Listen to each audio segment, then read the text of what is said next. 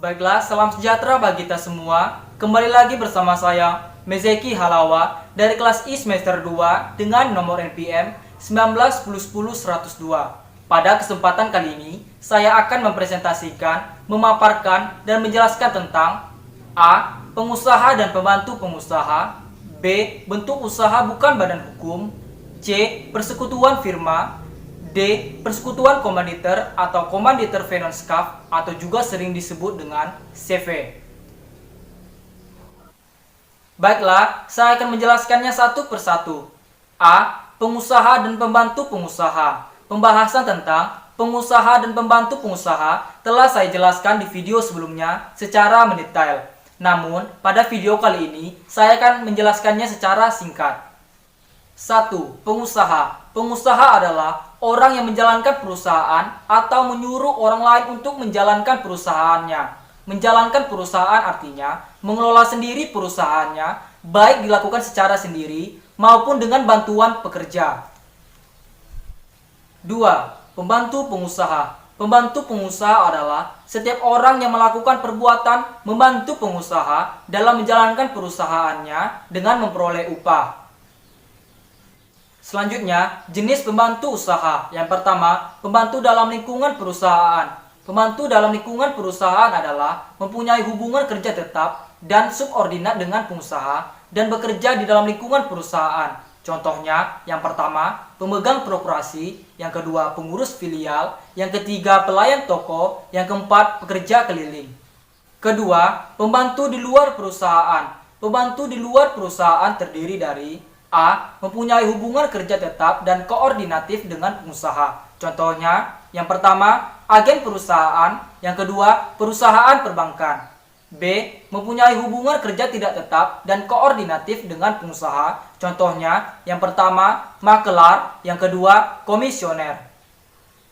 C. Ada satu pihak, baik berupa pribadi atau perusahaan, yang berdiri di antara dua orang atau pihak dalam hal transaksi, barang atau jasa. Pihak tersebut menjadi penghubung atau perantara dalam hal transaksi tersebut. Setidaknya ada 3 posisi peranan dalam hal menjadi perantara, yaitu yang pertama agen, yang kedua komisioner, yang ketiga makelar. Ketiga, notaris atau pengacara. Notaris atau pengacara adalah pembantu pengusaha dalam hubungan kerja tidak tetap dan koordinatif. Bantuan jasa mereka diperlukan hanya insidental saja apabila pengusaha memerlukannya. B. Bentuk usaha bukan badan hukum. 1. Klasifikasi perusahaan. A. Dilihat dari jumlah pemilik. Dilihat dari jumlah pemilik terdiri dari 1. Perusahaan perseorangan. Perusahaan perseorangan adalah perusahaan yang didirikan dan dimiliki oleh satu orang pengusaha. Yang kedua, perusahaan persekutuan. Perusahaan persekutuan adalah perusahaan yang didirikan dan dimiliki oleh beberapa orang pengusaha yang saling bekerja sama dalam satu persekutuan. B. Dilihat dari status pemiliknya. Dilihat dari status pemiliknya terdiri dari 1. Perusahaan swasta. Perusahaan swasta adalah perusahaan yang didirikan dan dimiliki oleh pihak swasta. Kedua, perusahaan negara. Perusahaan negara adalah perusahaan yang didirikan dan dimiliki oleh negara yang sering juga disebut dengan BUMN. C. Dilihat dari bentuk hukumnya. Dilihat dari bentuk hukumnya terdiri dari 1. Perusahaan badan hukum. Perusahaan badan hukum terdiri dari A. Dimiliki swasta, contohnya PT dan koperasi. B. Dimiliki negara, contohnya seperti Perum dan Persero. 2. Perusahaan bukan badan hukum. Perusahaan bukan badan hukum terdiri dari A. Dimiliki swasta, contohnya CV, firma, dan lain sebagainya. 2. Pengaturan bentuk badan hukum perusahaan. A. Firma atau FA dan persekutuan komanditer atau CV diatur dalam Kitab Undang-Undang Hukum Dagang atau KUHD. B. Perseroan terbatas diatur dalam Undang-Undang Nomor 40 Tahun 2007. C. Badan usaha koperasi diatur dalam Undang-Undang Nomor 25 Tahun 1992 tentang koperasi.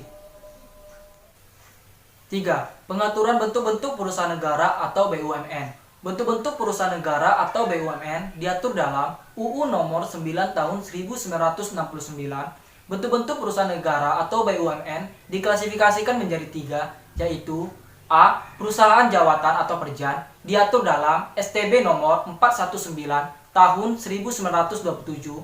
B. Perusahaan umum atau Perum, diatur dalam UU nomor 19 tahun 1960. C. Perusahaan perseroan atau Persero, diatur dalam PP nomor 12 tahun 1969.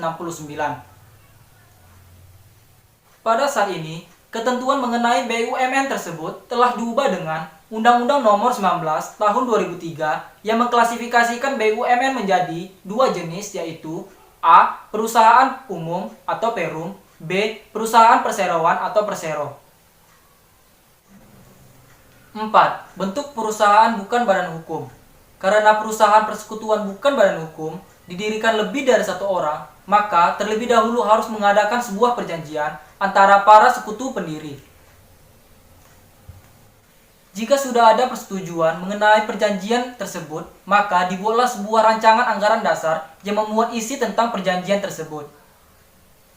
Kemudian, rancangan anggaran dasar tersebut dituangkan dalam akta pendirian yang dibuat di hadapan notaris. Agar perjanjian yang dibuat sah menurut hukum, maka harus dipenuhi persyaratan pokok pasal 1320 KUH Perdata, yaitu A. Sepakat, B. Cakap, C. Objek atau suatu hal tertentu, D. Kausa yang halal. C. Persekutuan firma. 1. Pengertian. Firma adalah persekutuan perdata yang didirikan untuk menjalankan perusahaan dengan nama bersama. Menurut pasal 16 Kitab Undang-Undang Hukum Dagang, firma mengandung unsur-unsur pokok, yaitu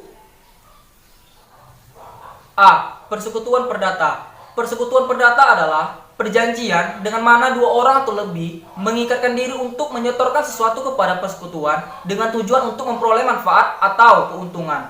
B. Menjalankan perusahaan. C. Dengan nama bersama atau firma. D. Tanggung jawab sekutu bersifat pribadi untuk keseluruhan. 2. Penggunaan nama bersama. Penggunaan nama bersama untuk perusahaan dapat dilakukan dengan cara berikut. A. Menggunakan nama seorang sekutu, contohnya F.A. Haji Tawi. B. Menggunakan nama seorang sekutu dengan tambahan menunjukkan anggota keluarganya, contohnya F.A. Ibrahim and Brothers. C. Menggunakan himpunan nama sekutu, contohnya F.A. Astra yang terdiri dari Ali, Sumarni, Tontowi, Rafi'ah, dan Astaman. D. Menggunakan nama bidang perusahaan, contohnya F.A. Ayam Buras. E. Menggunakan nama lain, misalnya F.A. Gadak Hidup, F.A. Sekumbang Sembimbing, dan lain sebagainya. 3. Cara mendirikan firma. A. Firma harus didirikan dengan akta otentik yang dibuat di muka notaris. B. Selanjutnya, akta pendirian harus didaftarkan di Kepaniteraan Pengadilan Negeri setempat. C. Akta pendirian harus diumumkan dalam berita negara atau tambahan berita negara. 4. Hubungan hukum dan tanggung jawab. A. Hubungan hukum ke dalam atau internal antara sesama sekutu firma. 1. Sesama sekutu memutuskan dan menetapkan anggaran dasar sekutu yang ditunjuk sebagai pengurus firma. 2. Semua sekutu berhak melihat dan mengontrol pembukuan firma. 3. Semua sekutu memberikan persetujuan jika firma menambah sekutu baru. 4.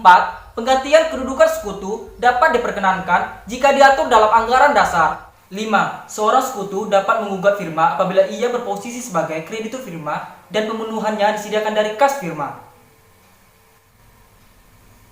B. Hubungan hukum keluar atau eksternal antara sekutu firma dengan pihak ketiga. 1. Sekutu yang sudah keluar secara sah masih dapat dituntut oleh pihak ketiga atas dasar perjanjian yang belum dilunasi pembayarannya. 2. Setiap sekutu berwenang mengadakan perikatan dengan pihak ketiga bagi kepentingan firma, kecuali jika sekutu itu dikeluarkan dari kewenangannya. 3. Setiap sekutu bertanggung jawab secara pribadi atas semua perikatan firma yang dibuat oleh sekutu lain. 4. Apabila seorang sekutu menolak penagihan dengan alasan firma tidak ada karena tidak ada akta pendirian, maka pihak ketiga itu dapat membuktikan adanya firma dengan segala macam alat pembuktian. 5. 5. Berakhirnya firma. Firma berakhir apabila A. Jangka waktu yang ditetapkan dalam anggaran dasar telah berakhir. B. Pengunduran diri atau pemberhentian sekutu. D. Persekutuan komanditer atau Komanditer Verenskap atau juga sering disebut dengan CV. CV adalah firma yang mempunyai satu atau beberapa orang sekutu komanditer. Sekutu komanditer adalah sekutu yang hanya menyerahkan uang, barang, atau tenaga sebagai pemasukan bagi persekutuan dan tidak ikut campur dalam pengurusan atau penguasaan persekutuan. Ada dua macam sekutu, yaitu yang pertama, sekutu komplementer, yaitu sekutu yang aktif menjadi pengurus, sedangkan yang kedua, sekutu komanditer, yaitu sekutu yang tidak aktif menjadi pengurus. 2. Cara mendirikan CV. A. Sama dengan cara pendirian firma. B. Didirikan dengan anggaran dasar yang dibuat di hadapan notaris. C. Didaftarkan di panitera pengadilan. D. Diumumkan dalam lembaran negara. 3. Hubungan hukum dan tanggung jawab. A. Hubungan hukum ke dalam. 1. Sekutu komanditer mendapat keuntungan sesuai dengan ketentuan dalam anggaran dasar, tetapi jika tidak ditentukan, maka sebanding dengan jumlah pemasukannya. 2. Jika persekutuan menderita kerugian, sekutu komanditer hanya bertanggung jawab sampai jumlah pemasukannya saja. 3. Bagi sekutu komplementer, beban kerugian tidak terbatas. Kekayaannya pun ikut menjadi jaminan. 4. Dalam pengurusan persekutuan, sekutu komanditer dilarang melakukan pengurusan meskipun dengan surat kuasa. B. Hubungan hukum keluar. Hanya sekutu komplementer yang dapat mengadakan hubungan hukum dengan pihak ketiga. Dilihat dari segi hubungan hukum dengan pihak ketiga, persekutuan komanditer atau sering juga disebut dengan CV dibedakan menjadi 3 tipe, yaitu 1. Persekutuan komanditer diam-diam. Pihak ketiga mengetahui persekutuan ini sebagai firma, tetapi mempunyai sekutu komanditer.